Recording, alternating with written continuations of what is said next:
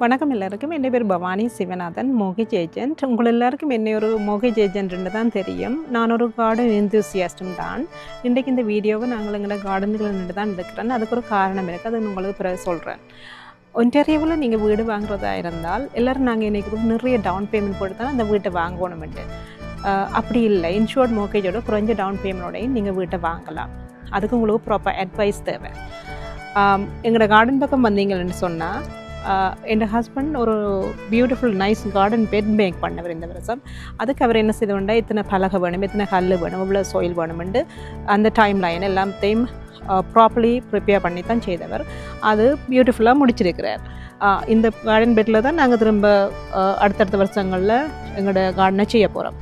இதை என்னத்துக்கு நான் சொல்ல வர்றேன்னு சொன்னால், ஒரு மோகேஜை நீங்கள் வீட்டுக்கு எடுக்க போகிறீங்கன்னு சொன்னால் அது சம்மந்தமான உங்களுக்கு ப்ராப்பர் கைடன்ஸ் தேவை.